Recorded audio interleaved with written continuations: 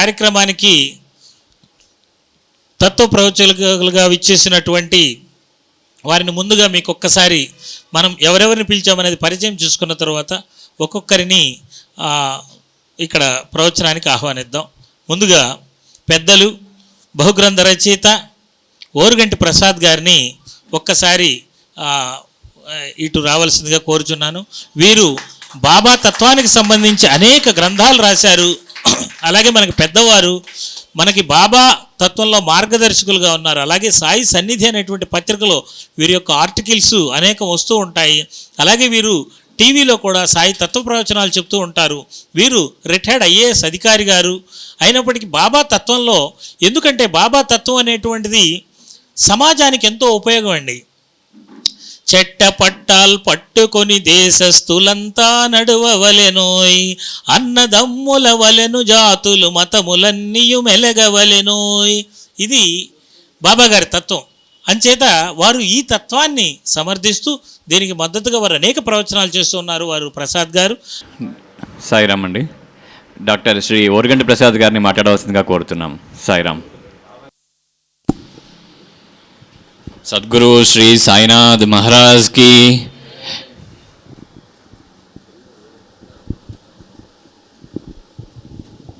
కొండ సాయి బంధువులందరికీ శిరస్సు వంచి ఒక నిమిషం నమస్కరిస్తున్నాను. త్యాగరాజుగా చెప్పినట్లుగా ఎందరో మహానుభావులు అందరికీ నా వందనాలు. ఈరోజు ఈ ప్రవచనం చేస్తుంది బాబా గారే, ఇక్కడ ఉంటున్న అందరూ బాబాలే. అందువల్ల నాకంటే ఒక ప్రత్యేకత లేదు. ఎందుకంటే సముద్రంలో అదే ఉప్పు కలిసిపోయినప్పుడు సముద్రానికి ఉప్పుకి తేడా లేనట్టే నేను కూడా బాబాలా లీనమైపోయాను. నాకు బాబాకి తేడా లేదు.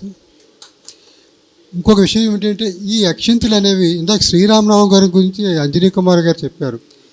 ఈ యొక్క అక్షింతలు మనకి భద్రాచలం నుంచి వచ్చాయండి. శ్రీరామనవం నాడు సీతమ్మ వారి తలంబ్రాలు, కళ్యాణ తలంబ్రాలు.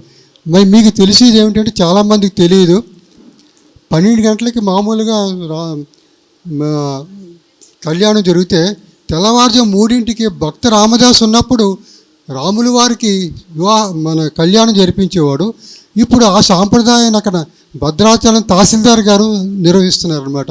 సో నా రిక్వెస్ట్ మేరకు ఇలాగ సత్సంగం ఉందగానే పాపం స్పెషల్గా పంపించారు ఈ తలంబరాలు.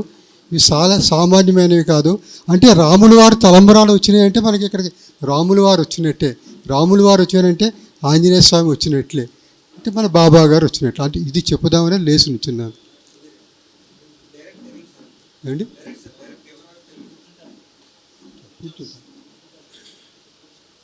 సో ఇది ఈ తలంబరాల విశేషం అనమాట. అంటే రాముల వారి ఆశీస్సులు మనకు ఉన్నాయని, అట్లాగే ఆంజనేయ స్వామి ఆశీస్సులు మనకు ఉన్నాయి. ఎందుకంటే శ్రీపాద శ్రీవల్లభ చరితామృతంలో కూడా ఆంజనేయ స్వామిని అడుగుతారు, ఆయన బాబాగా వస్తారు. అయితే నీ యొక్క అవతారం కూడా, నీ యొక్క స్ఫూర్తి కూడా నాకు కావాలన్నారు ఆయన దత్తాత్రేయుడు ఆంజనేయ స్వామిని. అందువల్ల మనకి ఈసారి ఆంజనేయ స్వామి కూడా, అంటే బాబా గారికి మూలమైన ఆంజనేయ స్వామి గారు ఇక్కడ వచ్చారు. ఇక్కడ నేను ఎప్పుడు కూడా ఓం సాయిరామ్ అనుకోండి. ఓం అనేది, ఓంలో మనకి శక్తి స్వరూపం ఉందండి. ఓంలో ఓం అని మీ బొడ్డుగా నుంచి పీలుస్తామంటే మీ బొడ్డులోంచి మనకి 72,000 నాళ్ళు వస్తాయండి. ఒకసారి మీరు ఓం అని మీ బొడ్డు లోపల పీలిస్తే మొత్తం శరీరం అంతా ఒక విధమైన ప్రకంపనలు వస్తాయన్నమాట. ఓములో అది ఉంది, సాయిలో సాయి ఉన్నారు, రాముడు ఉన్నాడు కాబట్టి అక్కడ ఆంజనేయ స్వామి ఉన్నాడండి. అందువల్ల ఓం సాయిరామ్ అని పిలిస్తే ఈ యొక్క భగవతత్వం, ఈ యొక్క ప్రపంచం యొక్క మూల శక్తి ఏదైతే స్పిరిచువల్ వర్డ్, ఏదైతే ఎటర్నల్ వర్డ్ ఎక్కడ ఉందో అక్కడి నుంచి మనకి ఈ ఆశీస్సులు అనేవి అందిస్తామన్నమాట. ఇది ఈ యొక్క చరిత్ర. ఇంకా ఈరోజు మనకి రజనీ కుమార్ గారు ముందుగానే నాకు హెచ్చరించారు, మనం పరమతం ఎవరిని ద్వేషించవద్దని. ఇందాక మన పాడిన పాటలో కూడా ఎవరిని ద్వేషించకూడదు అని ఉంది. మనం ఎవరిని ద్వేషించకూడదండి. ఎందుకంటే ఈనాడు మన హిందూ దేశం చాలా దేశాల మీద ఆధారపడి ఉంది. ఈనాడు ఇరాన్, ఇజ్రాయెల్ వారి వల్ల మనకి ఈనాడు కటకటలాడిపోతున్నాం. మనం ఎంతోమంది 25 లక్షల మంది ఉద్యోగాలు కోల్పోయారు ఒక వారంలో. ఇది 1 కోటి దాకా వెళ్ళవచ్చని నేను టీవీలో చెప్తున్నారండి. అందువల్ల ఏంటంటే మనకి ఒక బెహ్రెయిన్ నుంచి 40% గ్యాస్ వస్తుందండి. సో ఇట్లాగ మన ఆ దేశాల మీద ఆధారపడడం. అలాగే క్రిస్టియన్ దేశాలైన ఆస్ట్రేలియా కానీ, ఇటు అమెరికా కానీ, ఇటు లండన్ కానీ, వాళ్ళ మీద కూడా మన పిల్లలందరూ అక్కడే ఉద్యోగాలు చేస్తూ ఈ యొక్క దేశ ఆర్థిక అభివృద్ధికి దోహం చేస్తున్నారు. అట్లాగే బౌద్ధ దేశమైన చైనా నుంచి మనకి 23.6% మందులు మనకి అక్కడి నుంచి వస్తున్నాయండి. ఇలాగ అందరి మీద మనం ఆధారపడ్డాం. కానీ అందువల్ల సర్వమత సాబ్రత మోడీ గారు కూడా మన ఇజ్రాయెల్ వెళ్ళినప్పుడు అక్కడ నెహతాన్యా ప్రెసిడెంట్ ఈయన వచ్చి రిసీవ్ చేసుకున్నప్పుడు ఆ సమాధులకు వెళ్ళి ఆయన ప్రార్థన చేశారండి. ఆ యూదుల సమాధి వెళ్ళి అన్ని మతాలు బాగుండాలి, మీరంతా బాగుంటేనే భారతదేశం అభివృద్ధి చెందుతుంది అంటున్నారు. ఆమెకే పట్టుకుని మనకి పరమత దేశం వద్దు ఏంటి, అందువల్ల అందరినీ సమానంగా ప్రేమిద్దాం. బాబా గారు చెప్పినట్టుగానే ప్రేమించి మన దేశ అభివృద్ధికి పాటుపడదాం ఏమండి. అందువల్ల నేను చెప్పేది అంటే సాయి ఆనాడు ఎక్కడ పుట్టాడో తెలియదు, ఎలా వచ్చారో తెలియదు, ఆయన పుట్టిక ఎవరికీ తెలియదు.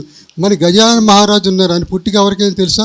ఎవరికీ తెలియదు. అలాగే అక్కలకోట మహారాజు ఆయన పుట్టిక ఎవరికీ తెలియదు. అలాగే కబీర్ దాస్ రామ్ అనేవాడు. ఆయన రామ్ అని తప్పించి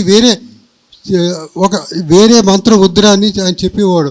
ఆయన ఒక గంగానది ఒడ్డున ఒక ఇసుక ధోనిలో ఆయన కనబడ్డాడు. ఇట్లాగే చాలామంది వాళ్ళ జన్మ ఏమిటి అనేది నేను ఒక్క నిమిషం చెప్తానండి. ఇప్పుడు ఋషశృంగుడు ఉన్నాడు. ఋషశృంగుడు ఎవడు? జంకులు పట్టుకునే జాతి వాడండి. కౌశికుడు గడ్డి కోసుకునే జాతి. జంబుకుడు నక్కలు పట్టుకునే జాతి. వాల్మీకి ఎవరు? ఎరుకల జాతి వాడు. వ్యాసుడు బెస్త జాతికి చెందినవాడు. గౌతముడు కుందేలు పట్టుకునే జాతివాడు. వశిష్ఠుడు వైశ్యకు పుట్టినవాడు, తండ్రి తెలియదు. అరుంధతి ఒక మాదిగ స్త్రీ. వీరి కుమారుడు శక్తియ, భార్య మాదిగ. వీరి కుమారుడే పరాశరుడు. పరాశరు నుంచే మనకి ఇది వచ్చింది, మనకి భరతవంశం వచ్చింది. అగస్త్యుడు మట్టికుండలో పుట్టినవాడు. మాతాంగ మహర్షి మాదిగ వాని కుమారుడు బ్రాహ్మణుడయ్యాడు. కూతురు మాతాంగ కన్య. కౌరవులు అందరూ కూడా కుండలో పుట్టిన వాళ్ళే. అంటే పాండవులు ఎక్కడ పుట్టారు? 5 మహానుభావులు పుట్టారు. సో ఇట్లాగేంటంటే ఈ జన్మ రహస్యం ఎవరు ఎక్కడ పుట్టారో కలిగానే వాళ్ళంతా కూడా మనకి ఈనాడు మహానుభావులు. అందువల్ల మనం ఈ జాతి మతం కులం అని కొట్టు చేస్తున్నాం. మనం కర్ణ సినిమాలో ఎన్టీ రామారావు ఏదిరా నీ కులము, ఏదిరా ఈ జాతి అన్నాడు. కర్ణుడు ఏ కులము, ఇంద్రుడు ఏ కులము, ఎందుకు కొట్టుకు చేస్తున్నాం? ఇది మనం ఎవరు పాలిస్తున్నారు? అందువల్ల మన జాతి మత విశ్వాసాలు మర్చిపోయి మనం ఏకంగా సాయినే ప్రార్థిద్దామండి. ఇప్పుడు చెప్తానండి, సాయి ఎవరు అనే ప్రశ్నకి, సాయి అంటే ప్రశ్నకి ఏంటి? పుట్టుక లేనివాడు. మనకి సూఫీ సిద్ధాంతం ఉందండి. సూఫీ సిద్ధాంతం హిందూ మతాన్ని ఇటు ముస్లిం మతాన్ని కలిపింది సూఫీయిజం. దాంట్లో ఏమంటే సూఫీ సిద్ధాంతం చక్కగా బాబా గారు అమలుపరిచింది. ఎంతమంది తెలుసు అండి? ఎందుకు కొట్టుకు చేస్తున్నామో నాకు అర్థం కాదు. సూఫీ సిద్ధాంతం తెలిస్తే నువ్వు నీ తల బద్దలు కొట్టుకోవాల్సిన అవసరమే నీకు లేదు. నీ తండ్రి ఎవరో నీకు తెలీదు. నువ్వు పుట్టినప్పుడు నీ తల్లి బాబు ఈడిరా నీ తండ్రి అంటే కానీ నీకు తెలియదు కదా. అటువంటి స్థితిలో మనం వచ్చినప్పుడు తల్లే నీకు జన్మనిచ్చింది, తండ్రి ఎవడో నీకు తెలియదు. నీ తల్లి వచ్చి ఎవరే నీ తండ్రి ఇదిరంటే నాకు తెలియదు. అటువంటి వాడు నువ్వు సాయిని నిందించడం ఎందుకు? అప్పుడు కూడా సాయి ఎవరంటే సమాధానం లేదండి. అప్పుడు జోగుని అడిగాడు. జోగు, బాబా నాకు ఎప్పుడు ఈ యొక్క తత్వం తెలుస్తుందంటే, ఒరే అంటే నేను రాసిన ఏ పురాతన పుస్తకం లేదు ఉందండి. నేను కాదు తుమ్మపొడుకు, నేను కూడా రాయలేదు, బాబా గారు రాయించుకున్నాడు. నేను అనేది అహంకారాన్ని పాదాల దగ్గర పెట్టాను, క్షమించి సాయి.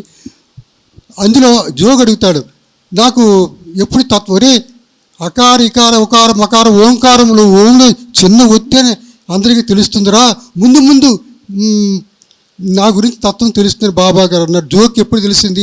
ఆయన భార్య చనిపోతుందండి. ఆ భార్య చనిపోయినప్పుడు సన్యాసం స్వీకరించి సాకూరి మహారాజ్ దగ్గరికి వెళ్ళిపోతారు. అప్పుడు ఈ స్థలం కూడా అప్పుడు సంస్థానికి రాస్తారు. అప్పుడు ఆయనకి తత్వం తెలిసింది. అటువంటి తత్వం బాబా గారిని తెలియాలంటే అంతటువంటి తత్వం తెలియాలి. అందుకని వామనరావే ఆయన తర్వాత స్వామి శరణానందగా అయ్యాడు. ఆయన తత్వాన్ని నేను చెప్పలేను. ఆయన మహానుభావుడు. సూర్యుడి యొక్క కాంతి అంత శక్తి మనం ఎట్లా భరించలేము. ఆయన చూపులు కూడా మనం ఈ పండినప్పుడు సూటిగా కళ్ళలో చూడలేము, అనుభవించాలి అని చెప్పేవాడు స్వామి శరణానంద. ఆయన అప్పుడు ఎప్పుడో ఉద్యోగం చేసి స్వామి యొక్క సేవలో పడి ఈ యొక్క ద్వారకా ఎవరు మనం ఆడవాడి పేరు ఏంటని మర్చిపోయాను, రాధాకృష్ణబాయి దగ్గర శిష్యరికి ఎవరు వచ్చినా కూడా బాబా గారు వాడాకి వెళ్ళరా, స్కూల్ అనమాట, స్కూల్ దగ్గరికి వెళ్ళని చెప్పేవారు. ఆవిడ ఈయన అరగదీసి ఒక ద్వైతము అద్వైతము కాని స్థితి. ద్వైతము అద్వైతం ఏంటండి? మన మనస్థితి బాగుంటే అన్ని స్థితులు అర్థమవుతాయి. ముందు మన మనస్థితి కరెక్ట్గా ఉండాలి. ఆ మనస్థితి లేక ఈ దౌర్భాగ్యం అంతా కూడా. అందువల్ల మనకి ద్వైతము అద్వైతము విశిష్టాద్వైతం ఏం వద్దండి. మన మనస్థితిని స్వామి పాదాల దగ్గర పెట్టండి, అప్పుడే కరెక్ట్గా మనకు అన్నీ అర్థమవుతాయి. ఈ స్థితి సరిగ్గా లేక మెంటల్గా మనం టార్చర్ అయిపోయి ఏదేదో వాగేస్తున్నాం. అందువల్ల ఇవన్నీ వదిలిపెట్టి సాయియే ఈ గాలిలో ఉన్నాడు, పంచభూతాల్లో కూడా ఆయన ఉన్నాడు. ఏంటి పుట్టుక లేనివాడు, గిట్టుక లేనివాడు. ఈ మధ్యలో ఆయన ఆడిన జగన్నాటకం మన సందిగ్ధ స్థితిలో పడేసి అవతల వాడిని, అంటే సాయిని ద్వేషించే వాడిని గోతిలో పడేస్తుంది. అంటే ఇక్కడ వాడు బయటికి రాలేని స్థితిలో ఉన్నాడు. బాబా గారు ఒకనాడు భక్తితో ఏమన్నాడు, మన సచ్చరిత్రలో ఉన్నాడు, ఒక మలం తింటున్న పందిని చూపించి, మరి అది ఎంత ప్రీతిగా తింటుందో చూడరా, అలాగే అవతల వాడిని ద్వేషించేవాడు కూడా అటువంటి వాడేరా అని చెప్పారండి. పరనింద వల్ల ముఖ్యంగా పరనింద ఏమవుతుంది, మనకి చేసే పుణ్యాలు పాపాలు అన్నీ కూడా పోతాయి. అది మనకి తెలియకుండానే పోతుంది. మన దరిద్రకు ఇంకొక జన్మ తీసుకోవాల్సి వస్తుంది. ఎందుకంటే సాయి చరిత్రలను చూసా దుబ్బకి, కప్ప, పాము ఇట్లా 3 జన్మలు తీసుకోవాల్సి వచ్చింది. ఎందువల్ల మనకు ఆ దౌర్భాగ్యం. మరి ఎవరిని పెట్టొద్దు. సాయి నామస్మరణ చేసుకుంటూ, స్వామి నాకు జన్మరహస్యం ఇవ్వు, వచ్చే జన్మ అంటూ ఉంటే మళ్ళీ నీ సేవకుడిగా పుట్టని ప్రార్థన. ఎందుకంటే ఆయన కొంతమందికి 68 జన్మలు, కొంతమంది 72 జన్మలు, కొంతమందికి 4 జన్మలు ఇట్లాగా చెప్పుకుంటూ వెళ్ళారండి. అంటే ఆయన ఎన్ని వందల వేల సంసారంలో ఉన్నారు మనకు తెలుసు. సో అప్పుడు కూడా మనం ఉండొచ్చు. ఎందుకంటే ఏ చీమగానో దోమగానో ఏదో ఒకటి మన షిరిడీలో కానీ ఆ చుట్టుపక్కల ప్రదేశాల్లో కానీ మన బాబాను దర్శించుకుని ఉందాం. అందువల్ల మనకి ఈ ద్వేషాలు వద్దండి, మనసు నిర్మలంగా చేసుకొని ఆయన్ని స్మరిద్దామండి. ఏంటి తర్వాత ఇంకోట్లో అప్పట్లో కూడా అండి జలదాహ, గౌతముడు తెలుసు, మన కొవ్వూరు దగ్గర గౌతమిని తీసుకొచ్చిన వాడు ఎవరు, గౌతముడు ఆహాల్యకు కూడా అప్పట్లో వాళ్ళకి తప్పలేదండి. ఇది నింద ఆ ఋషి దంపతులపై ద్రోహం తలపెట్టడం, దానిని వారు సహించడం, ఫలితంగా లోక దుఃఖానికి లోను కావడం, అది తర్వాత కదా. అంటే ఎదుటివాడు సహనే మనకి శాపం అవుతుంది. అవతల వారు మనకంటే ఎక్కువ స్థితిలో ఏదో ఒక రంగంలో మనకంటే అధిక స్థితిలో ఉండడం వల్ల మేము ఆ స్థితిలో లేమో అనే న్యూనతాభావం ప్రధాన కారణము. పుణ్యం వలన సుఖము, పాపం వలన దుఃఖం అని మర్చిపోతారు అందరూ. కాస్త ప్రసిద్ధి చెందిన వ్యక్తులైతే ఇలాంటి ఆధారరహిత దోషాలు, ఇలాంటివన్నీ కూడా వాడిని దేశిస్తే నాకు పేరు వస్తుంది అని వస్తుంది. రాజకీయాలు అలాగే తగలడింది. ఇప్పుడు పెద్ద మత గురువులు కూడా, మనం ఎంతో గౌరవంగా చూసే మత గురువులు కూడా దేశిస్తున్నారు. ఇంకా ముందుకెళ్తే చోళులు, పల్లవులు కాలంలోకి వెళ్తే ఈ హిందూ మతం ఇంకా ఆవిర్భావ స్థితిలో ఉన్నప్పుడు అప్పుడు కూడా ఈ యొక్క తమిళనాడులో ఈ యొక్క శైవులకి వైష్ణవులకి గొడవ. వాడు ఈ దేవాలయాలు పడగొడితే ఇంకో దేవాలయాలు, ఇంకా ఈ వైష్ణవులు కూడా ఆచార్యుల్లో ఇంకొక రోగం వాళ్ళకి. ఏ రోగం అంటే దయచేసి ఇలా అనుకుంటే ఈ నామం కూడా కరెక్ట్గా పెట్టుకోవాలి, ఈ నామం కింద ఇంకొక బొట్టు రావాలి. ఇదే పెద్ద గొడవ ఏంటంటే మన గురువాయూర్లో ఏనుగు కూడా పెద్ద గొడవ. అది కేరళ హైకోర్టు దాకా వెళ్ళొచ్చింది. ఈ నామం ఎలా పెట్టాలని, నామంలో ఎలా పెట్టాలి, కింద వంకర ఉండాలా లేకపోతే స్ట్రైట్గా ఉండాలా, దాని మీద కూడా అక్కడ గురువాయూర్ ఏనుగు. అది చూసా ఏంటి, మన జంతువుల మీద కూడా పడిపోయి దాన్ని తినేస్తున్నాం అనమాట. అది మన దౌర్భాగ్యం. అది ఏమండి, ఇతరుల లోపాలను విశ్లేషించే సమయాన్ని తమను తాము సంస్కరించుకోవడం, వినియోగించుకుంటే భగవంతుడి ఇచ్చిన విలువైన జీవితాన్ని కృతకృత్యం చేయవచ్చు. నిందించడం అనే వ్యసనం వ్యక్తికి హానికరమైన అటువంటి వ్యక్తులందరూ వ్యవస్థగా మారి నిందలను వ్యాప్తి చేయడమే వ్యాపారంగా పెట్టుకున్నారు. మనల్ని మనం పరిశీలించుకుంటూ ఒక రోజులో ఎన్నిసార్లు పరనింద చేశాము అని ప్రశ్నించుకుని వాడిని తగ్గించుకునే ప్రయత్నం చేయాలి. నింద కూడా నిప్పు లాంటిదే, దాన్ని గుర్తించడం మొదటి బాధ్యత. అది గురి అయిన వారి ప్రతిష్టను కాల్చడమే కాక నిందించే వారి మనస్సును, శాంతిని కూడా నెమ్మదిగా దహించక మానదు. అందరూ దోషపూరితులే, మినహాయింపులు ఎవరూ లేరు అని సంతృప్తి పరచడానికే, దానికే కదా ఇతరులు దోషాలను సమర్థించుకోవడం జరుగుతుంది. అధర్మాలను వెతుక్కొని అభరించే సంస్కారకాలు అభివృద్ధి పరచుకోవడమే ఈ నింద వ్యాసానికి మందు. అంటే మరి మేమేమో హిందువులను వాగుతున్నాం కదండి. ఆది శంకరాచార్యుల వారి గురించి మీకు ఎంతమంది తెలుసు? ఆది శంకరాచార్యుల వారు ఏ వయసులో చనిపోయారా ఎవరికైనా తెలుసా? చాలామందికి తెలియదు. నేను వారు కూడా ఆది శంకరాచార్యులు పుట్టిన ఊరు కొచ్చిన్ దగ్గర నుండి వెళ్ళాం. చిన్న వయసులోనే ఆయన చేశాడు. అప్పట్లో బౌద్ధ మతం వల్ల హిందుత్వం నశించిపోతుందండి. నేను ఆ మధ్య 10 ఏళ్ళ క్రితం శ్రీలంక వెళ్ళానండి. అన్ని హిందూ దేవాలయాలు కూడా బౌద్ధ దేవాలయాలుగా మార్చేశారండి. ఇక్కడ ఏమంటే అక్కడ ఇది శివాలయము, ఈ రామాలయము, ఇది కుమారస్వామి గుడి వాడు చెప్తే కానీ, గైడ్ చెప్తే కానీ తెలుసుకోలేని దౌర్భాగ్య స్థితిలో ఉంది మన అక్కడ హిందూ మతం. ఎందుకంటే మొత్తం హిందూ దేవాలయం రావణాసురు కట్టించిన అవన్నీ కూడా బుద్ధుని పెట్టేశారు. ఆ బౌద్ధ మత తత్వాలు హిందుత్వం ఎక్కడ కొట్టుకుపోతుంది. ఆదిశంకరాచార్యులు ఆపారండి. ఒక కట్టి ఒక ఆనకట్టలా కట్టి దాన్ని మన హిందూ మతాన్ని రక్షించారండి ఏంటి. అలాగే అప్పట్లో హిందువులు ముస్లింలు గొడవలు మహానుభావుడు ఆసేతు హిమాచలం కూడా పర్యటించారు. అటు ఇప్పుడు వారి సమాధి కూడా ఎవరైనా కేదార్నాథ్ వెళ్తే గుడి వెనకాతల వారి సమాధి ఉందండి. అట్లాగే ఈ కన్యాకుమారి తిరుగుతున్నాడు. ఆయన ఎంత గొప్పవాడంటే అప్పట్లో వెంకటేశ్వర స్వామి, తిరుపతి వెంకటేశ్వర స్వామి పాదాల దగ్గర శ్రీచక్రం ప్రతిష్ఠించారండి. ఆ శ్రీచక్రం పెట్టినప్పుడే తర్వాత వెంకటేశ్వర స్వామికి ఆ ప్రతిష్ఠ వచ్చిందని అందరూ అక్కడ నానుడి, అది ఎంతవరకు నాకు తెలియదు కానీ శ్రీచక్రాలు చాలా పెట్టారండి. అంటే మొత్తం భారతదేశం అంతా తిరిగి హిందుత్వాన్ని ఆయన కాపాడారండి. ఆ తర్వాత భక్త రామదాసు తన శిష్యుడైన శివాజీతో కలిపి ఈ యొక్క హిందుత్వాన్ని ఆయన కాపాడారండి. ఇట్లాగే అప్పట్లో వారు కాపాడితే తర్వాత మన ఈ గొడవలు తప్పించడానికి సాయి అవతరించారు, సమత్వాన్ని సాధించారు, హిందూ ధర్మాన్ని కాపాడారు. అంటే అప్పుడు ఆయన ఇద్దరు బాయ్ అన్నారు. ఆయన హిందువులు సమానంగా చూసేవారు, ముస్లింలు కూడా సమానంగా చూసేవారు. ఖురాన్ పట్టించమని అబ్దుల్ బాబాకి చెప్పారండి. ఖురాన్ ఒక్కోసారి తప్పు వస్తే ఆయన చక్కగా చెప్పేవారు. కల్మాను కూడా చదివించి వాళ్ళ చేత అది మన వాళ్ళ చేత రకరకాల గ్రంథాలు చదివించారు. అంటే నేను ఒక్క నిమిషం, ఎవరి చేత ఏ గ్రంథాలు చదివించారంటే ఖురాన్ ఏమో మన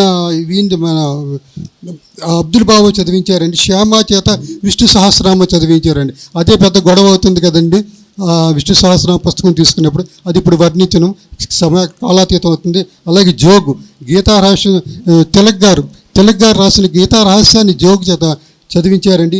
దీక్షిత్ చేత ఏకనాథ భాగవతం, సాతే చేత గురు చరిత్ర చదివితే కాదురా 108 సార్లు చదవరా అంటారు. సాతే చేత ఎవరు బాబా 108 సార్లు చదివించారండి. అలాగే కుషాబాబు చేత కదా 108 సార్లు ఈ గురు చేత చేయించారండి.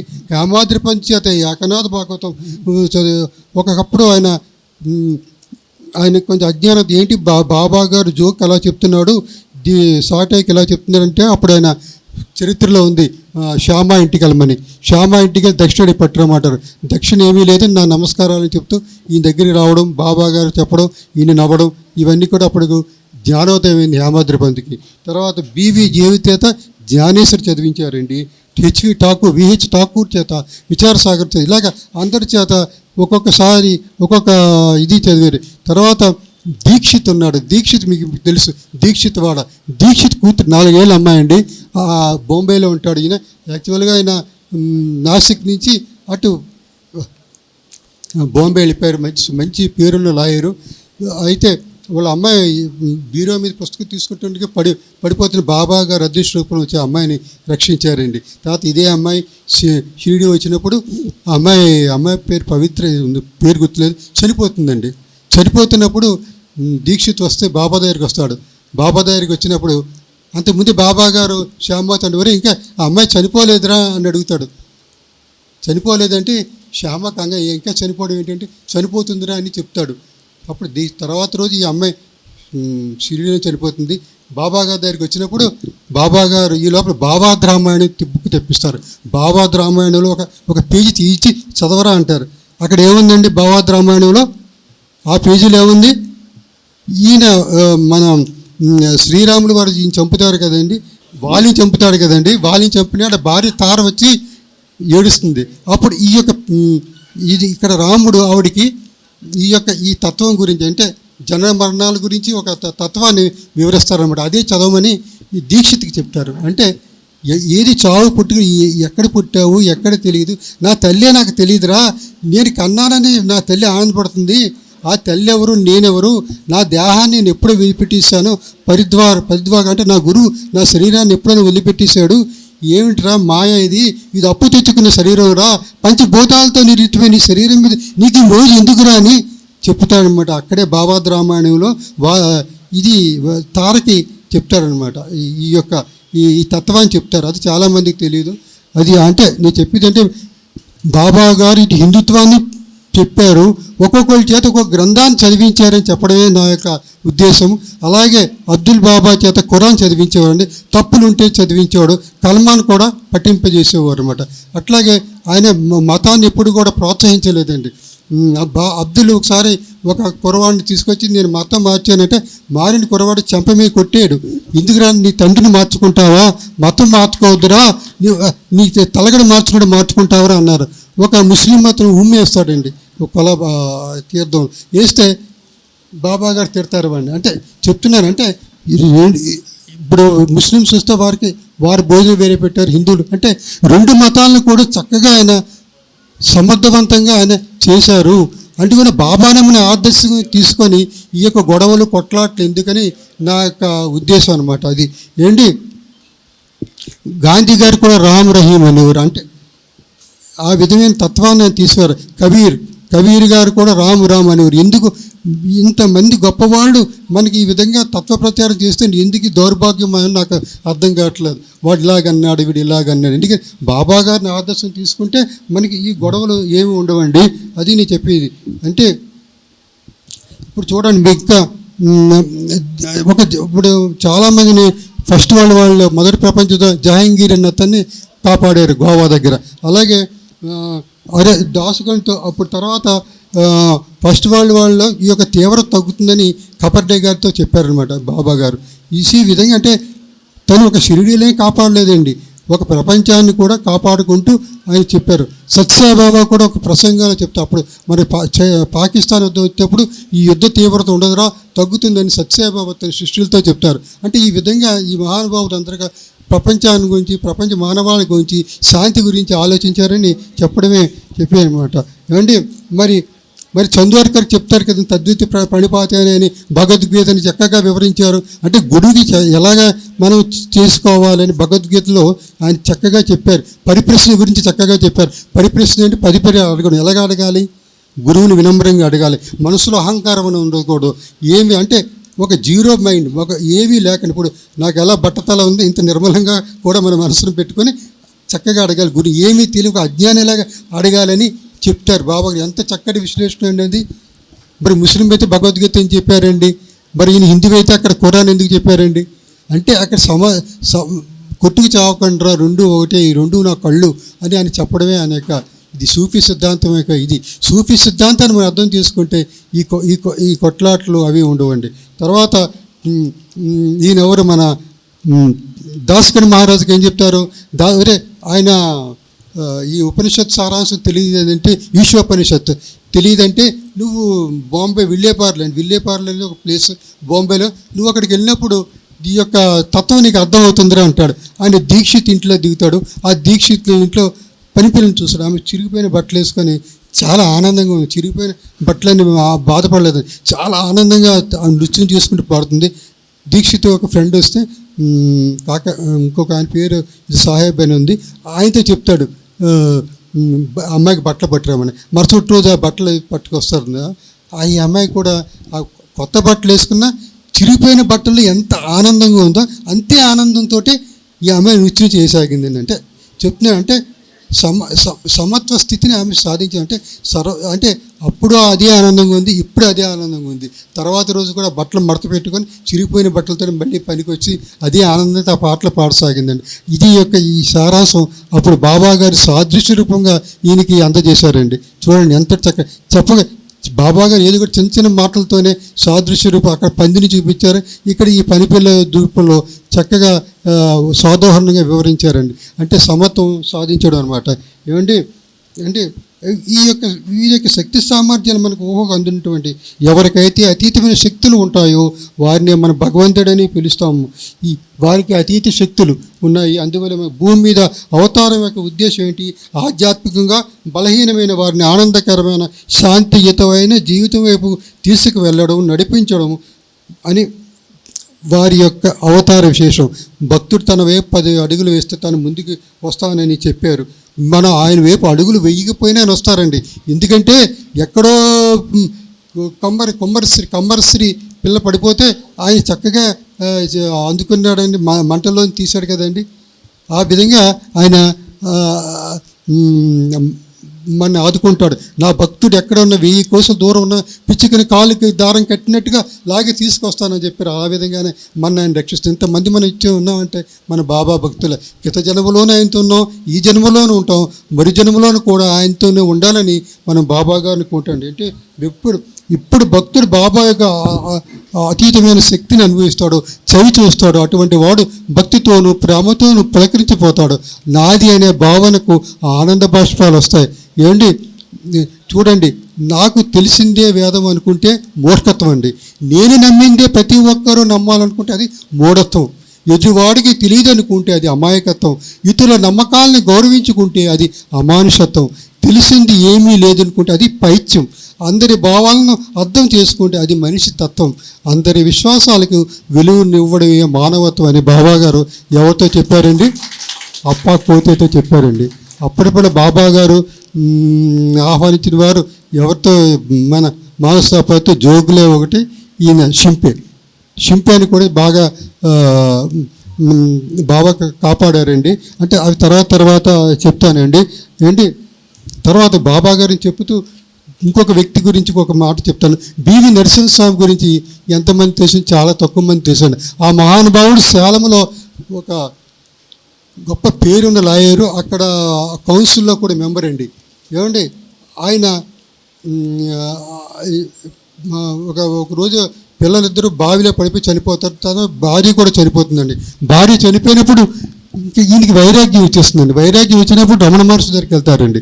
రమణ మహర్షి దగ్గరికి వెళ్ళినప్పుడు రమణ మహర్షి అంటాడు, నా గురువు ఇక్కడ లేడురా, నీకు నార్త్ వైపు అంటే నువ్వు ఉత్తరం వైపు ప్రయాణించు, నీకు అక్కడ నీ గురువు కనబడతాడు అని చెప్తారు అనమాట. 10 సంవత్సరాలండి, 1 సంవత్సరాలు 2 సంవత్సరాలు 10 సంవత్సరాలు. ఈనాడు మన షిరిడీలో అంటే మనకి ఏసీలో దొరకలేదండి, మామూలు స్లీపర్లో వచ్చామండి అంటారు. అంత అంటే మన మెంటల్గా ఇంత స్థితికి దిగారు. ఏసీ ఉంటే కానీ వెళ్ళని వాళ్ళు చాలామంది ఉన్నారండి. అంటే అలాగే ఒకసారి నేను తిరుపతి వెళ్ళాను. సీనియర్ సిటిజన్ దీంట్లో కూర్చుంటే పక్క ఆడవాళ్ళు, అమ్మ మా కోడళ్ళ గురించి మాట్లాడుకుంటున్నారు. నాతో ఏం మాట్లాడుకుంటున్నారు? అమ్మ మా కోడలు అన్ని బట్టలు ఉతుకుతారు, నా బాత్రూమ్ దగ్గర ఏముంటుంది గొడ్డలు అవి ఉతకదండి అని చెప్పి. అంటే మన అక్కడ గోవిందుడికి నామస్మరణ చేసి ఈ దౌర్భాగ్యంగా కుటుంబ సభ్యుల కింద మాట్లాడే స్థితికి ఉన్నాం. సరే ఇవన్నీ బివి నరసింహ 10 సంవత్సరాలు నడిచాడండి. రైల్వే లేనంబడ ఇది దొరుకుతూ మురికి నీళ్లు తాగాడు, గడ్డి తిని అలా తిరిగి సాకూరి మహారాజు దగ్గరికి వెళ్ళాడండి. ఇంకా నాకు నా గురువు దొరకడు అని నిస్పృహ చెందాడండి. నిస్పృహ చెంది ఇంకా ఉపాసం వారు నీ గురువు ఎవరు నాకు తెలియదురా, నీ ఇష్టం, మెడ్రాస్ చెన్నై వెళ్ళిపో అంటాడు. ఇంక తిరిగి వచ్చే సమయంలో ఒక పెద్ద ఆజానుబాహుడు ఈయనకి నువ్వు వెళ్ళాల్సిన దారి ఇది కాదురా అని షిరిడీ వైపు చూపెడతాడు. ఎప్పుడైతే షిరిడీలో అడిపెట్టాడో ఆయన బాబా గారు అయస్కాంతంలాగా అతికిపోయాడండి. అర్థమైందండి. ఇప్పుడు మనం ఎలాగ అతికిపోయామో బాబా గారికి అలా అయస్కాంతం లాగా అతికిపోయి ఇంకా అక్కడి నుంచి వెళ్ళలేదండి. అక్కడి నుంచి ఉండి బాబా గారి యొక్క ఇదే నా జీవిత పరిమార్థం, ఈయనే నా గురువు, రమణ మహర్షి చెప్పిన నా గురువు ఈయనే నా జీవిత ధ్యేయము, ఇది తప్ప నాకు మనసా వాచ కర్మనికి ఏమీ లేదు అని ఆయన అక్కడే స్థిరపడిపోయాడండి. అప్పట్లో బాబా గారు చనిపోయిన తర్వాత ప్రజాదరణ తక్కువైందండి. ఈ మహానుభావుడు 1836లో అక్కడికి వెళ్ళి భక్తుల అనుభవాన్ని సేకరించి ఈ మైసూరు మన మెడ్రాస్ వచ్చి మైలాపూర్లో షిరిడీ సాయిబాబా గుడి కట్టించి ప్రచారం చేశాడండి. ప్రతి ఇంటికి వెళ్ళి ప్రచారం చేశాడు. ఎట్లా చేశాడు? కొన్ని న్యూస్ పేపర్లో ఎన్నో పుస్తకాలు బాబా గారు రాశాడు. అలాగే మన చీరాల స్వామి నా పేరు ఆయన చేత కూడా తను రాసిన పుస్తకాలు తెలుగులో బాపట్ల హనుమంతరావు గారి చేత తెలుగులో రాయించారండి ఈయన. అట్లాగే ఈయన చేత ఇన్స్పైర్ పొందిన వారిలో చాలామంది బెహరా వారు కానీ, ఇట్లాగా 2-3 వెంకటేశ్వర్ల గారు కానీ, ఇట్లా చాలామంది వారి యొక్క స్ఫూర్తిని పొంది షిరిడీ వెళ్ళడం జరిగిందండి. ఈ విధంగా అంటే అప్పట్లో ఈ నరసింహస్వామి వల్లే చాలామంది ఇంటర్నేషనల్కి కూడా కొన్ని బుక్స్లో ఈయన రాయడం జరిగిందండి. అంటే ఆదూరి వెంకటేశ్వర గారు అంతా కూడా ఈయన ఇన్స్పిరేషన్ చెందిన వారే. అన్నీ చెప్పేది ఏంటంటే ఈయన ఇన్స్పిరేషన్తో అలనాట ఆంధ్రప్రదేశ్ అంటే తెలంగాణ అన్ని గుళ్ళు వచ్చినాయంటే ఇటు వెంట్రాపరగల్లో మొదటి గుడి మదనపల్లిలో కానీ, గూడూరులో కానీ, వెంట్రాపరగల్లో కానీ ఇట్లా ఎన్ని గుళ్ళు వచ్చినాయంటే దానికి మూల కారణం మన నరసింహస్వామిజీ. అటు విశాఖపట్నంలో కూడా ప్రచారం చేశారండి ఆయన. సో ఇట్లాగా చోట్ల తిరిగారు. అంటే మచిలీపట్నంలో కూడా గుడి వచ్చిందండి. అంటే చాలా చాలా గుళ్ళు అప్పట్లో 1940s ఇన్ని గుళ్ళు వచ్చినాయంటే కారణం బివి నరసింహస్వామి. అంటే నేను చెప్పేది ఏంటంటే ఆ బాబా గారి తత్వ ప్రచారానికి ఆయన జీవితాన్ని అంకితం చేస్తాడండి. తన ఆస్తిని అంతా రాసేసాడు గవర్నమెంట్కి. తన మైలాపూర్ దేవస్థానం కూడా తన సొంత డబ్బులతో కట్టాడండి. ఆయన శిష్యురాలు శ్యామల అనే ఆవిడ అడుగుతుంది, స్వామి ఇంత గణపతి, ఈశ్వరుడు, పార్వతి ఇంతమంది దేవత ఉన్నారు కదా, ఇంతమంది ఎందుకు, నేను బాబానే ప్రార్థించవచ్చు కదా అంటుంది. అప్పుడు అంటుంది, నేను నరసింహస్వామినమ్మా, ఈ కళ్ళు పని చేస్తాయి, చేతులు పని చేస్తాయి, నా శరీరం గుండెగా పని చేస్తుంది, ఇవన్నీ కలిపే నరసింహమూర్తి, అదే సాయి అమ్మ అంటాడు. అర్థమైందంటే ఇవన్నీ దేవతా స్వరూపులు కలిపితే సాయి. మనకి గీతలో శ్రీకృష్ణ భగవాన్ అంటాడు, చిన్న దేవతలు ప్రార్థించడం నీకు చిన్న ఫలితాలు వస్తాయి, అదే పెద్ద దేవత చేస్తే నన్ను చేరుకుంటావు, చివరగా చేరేది నన్నే, అంతిమ ఫలితాన్ని అందుతావు, చివరికి స్వర్గాన్ని చేరు. అట్లాగే మన బాబా గారిని చేస్తే పూజిస్తే సర్వదేవతా స్వరూపుడైన మనకి ఆయన సాదృశ్యంగా కూడా చూపెట్టేవాడు. ఇది అటు పాండురంగని దర్శనం చేశాడు, గంగా ప్రయాగల నదిని కూడా దాచుకొని చూపెట్టాడు. కొంతమంది దత్తుడుగాను, కొంత వినాయకుడు కూడా చేశారు మన బాబా. అంటే నరసింహస్వామి గారి మాటలో ఏమండి వచ్చిందంటే, నరసింహస్వామి 1936 నుంచి ఎంతో కృషి చేశారు. అప్పటి వరకు అణగారిన ప్రచారం ఒక్కసారి ఉవ్వెత్తిగా లేచి ఎంతోమంది భక్తులు దేశ విదేశీ భక్తులు కూడా షిరిడి రావసం మొదలెట్టి, అలాగే సర్దార్ ఆస్బర్న్ కూడా రమణ మహర్షి ఆశీస్సులతోటి ఈ యొక్క నరసింహస్వామి యొక్క ప్రేరణతోటి వెళ్ళి షిరిడి బాబా మీద సర్దార్ ఆస్బర్న్ కూడా బుక్ రాశారండి. మొదట్లో ఈయన ఒక ముస్లిం ఫకీర్ని ప్రార్థిస్తున్నాడని చాలామంది ప్రసారం చేశారు, ఎవరిని, నరసింహస్వామిని. కానీ అది తట్టుకుని ఆయన నిలబడి తత్వ ప్రచారం ముందుకు తీసుకెళ్లారు. అప్పట్లో ఆంధ్రప్రదేశ్లో సాయిబాబా గుళ్ళు వెలిసాయంటే ఆయనే కారణం. ఎప్పుడు ఆయన మాటలు చెప్తున్నానండి, ఎప్పుడు ఉండాల్సింది గురుకృప మాత్రమే. గురుప కలిగింది అనడానికి గుర్తు సూర్యకాంతి పడి పద్మం వికసించినట్లు మన హృదయం వికసితమవుతుంది అనగా విశాల దృక్పథం గోచరానికి వస్తుంది. అదొక అద్భుతమైన మానసిక దృష్టి. అది సమస్త ప్రపంచాన్ని తనదానిగా చేసుకొని మన వ్యక్తిత్వాన్ని, గమ్యాన్ని, హృదయ స్పందనం మార్గాన్ని అనుసరించి మలుచుకుంటుంది. దయగలిగిన హృదయం తన దరి చేరిన వారందరికీ ఆనందపు జలులను సరఫరా చేస్తూ ఉంటుంది. కాబట్టి ప్రతి వారు తమ హృదయసీమలను ఆధ్యాత్మిక జీవిత క్షేత్రాలుగా సత్యాన్ని, ప్రేమను పండించే విధంగా తయారు చేసుకొని తత్సంబంధమైన మాటలతో, చేతులతో ప్రభావితం కావాల్సి ఉంటుందని నరసింహస్వామి చెప్పారు. ఇప్పుడు ఆయన నన్ను సాయి ప్రేమతో నన్ను ముంచెత్తారు, నాకుగా నేను లేను. చూడండి, నరసింహస్వామి వాళ్ళు లేను, అంతా సాయి. నేను ఎప్పుడైతే చెప్పాను కదా, సముద్రంలో ఉప్పు కలిసినప్పుడు, లేకపోతే నీళ్ళలో పంచదార కలిసినప్పుడు కానీ మనకి విడదీయలేము కదా, అట్లాగే ఆయన సాయి తత్వంలో ఎప్పుడు కలిసి ఉంటే నరసింహస్వామి అనే వ్యక్తి లేడు, ఇక్కడ ఉన్నది సాయియే. సాయి నాలో సాయిని చూడండి అని చెప్పాడు. నేను ఎప్పుడైతే ఆయనలో లీనమైపోయానో ఇక్కడ ఈ మనిషి అనేది లేదు, ఇది ఒక కట్టి మాత్రమే, ఇది ఒక ఆధ్యాత్మిక ఒక శరీరం మాత్రమే, ఈ కట్టి కాలిపోయేదే, కానీ సాయి మాత్రం నిత్యము అనిత్యము ఆయనే అని ఆయన చెప్పాడండి. అది ఏంటి, నేను ఆయనకి సంపూర్ణంగా శరణాగతునయ్యాను అని అన్నారన్నమాట. అంటే ఒకసారి నేను కొంచెం ముందుకెళ్తాను. నానాతో ఏం చెప్పారు, నానా గురించి తెలుసు, నానా మైనాతాయిని రక్షించింది అని. అయితే అక్కడ ఆయన భార్య, ఈ నానా చందోర్కర్ అల్లుడు చనిపోతారు, ఆ పిల్ల కూడా చనిపోతుందండి. అప్పుడు బాధతో చందోర్కర్ బాబా దగ్గరికి వచ్చి బాధపడతాడు, ఏంట్రా నువ్వు ఇంత జ్ఞానివి, డిప్యూటీ కలెక్టర్వి, నువ్వు ఇంత అజ్ఞానంతో మాట్లాడుతున్నావు ఏంట్రా, ఈ పంచతత్వాల్లో ఉన్న ఈ యొక్క దీన్ని ఈ యొక్క శరీరాన్ని నువ్వు అద్దెకు తీసుకున్నావురా, ఎప్పుడో ఒకప్పుడు అందరూ వెళ్ళిపోవాల్సిందే అని. అందుకని నీ యొక్క విజయంతో నీవు పేరు ప్రఖ్యాతం సంపాదించి వెనక్కి తిరిగి చూడకు, ముందు చూపుతో నీ ప్రయత్నం చెయ్యి, నీ లక్ష్యాన్ని చేరుకో. నీకు ఏదైనా పనులు బాధ్యతలు అప్పగించినట్లయితే అది హృదయపూర్వకంగా చెయ్యి. 2 నిమిషాలు. ఈ శరీరం పంచభూతాలతో నిర్మితమైంది. మన శరీరం నిజానికి ఈ పంచభూతాలతో వీలైతే శరీరానికి మూలమైనతే ఏదైతే శరీరానికి మూలమైందో అది ఈ ప్రకృతి నుంచి అప్పు తెచ్చుకున్నవే. ఈ ప్రకృతి నుంచి వచ్చిన ఈ ప్రపంచ భూతాలతో కలిసిపోతుంది. ఇది నిశ్చయము. జీవితం యొక్క అప్పును ఒకరోజు తీర్చివేయవలసినదే. ఎందుకంటే శరీర నిర్మాణానికి ఈ ప్రకృతిని తీసుకున్న అప్పును ఎప్పుడో ఒకప్పుడు తీర్చివేయాల్సిందే. ఈ శరీరం గాలిలో కలిసిపోతుంది, శక్తి అగ్నిలో కలిసిపోతుంది. ఈ పంచభూతాలు ఈ శరీరం నుండి ఒకదాని తర్వాత ఒకటి వెనక్కి వెళ్ళిపోతాయి. అంటే ఎక్కడి నుంచి వచ్చామో అక్కడి నుంచి ఈ ప్రకృతిలో కలిసిపోతాయి. ఇది శరీరానికి సంబంధించిన సత్యము.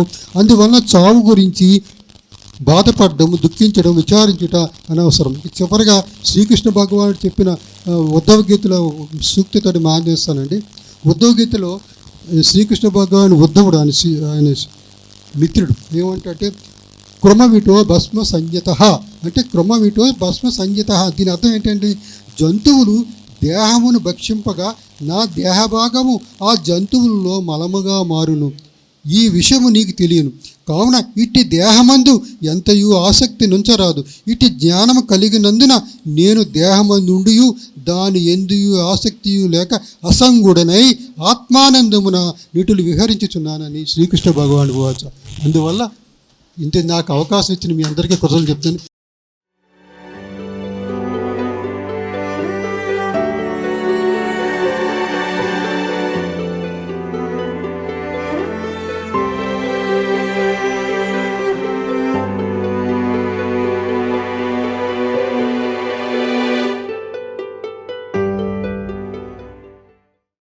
మీ ఆలోచనల్ని మరింత సంపద్వంతం చేయగల ఈ పుస్తకాల్ని మీరు చదివారా? ప్రతులకు జై భారత్ పబ్లికేషన్స్ 9848030089.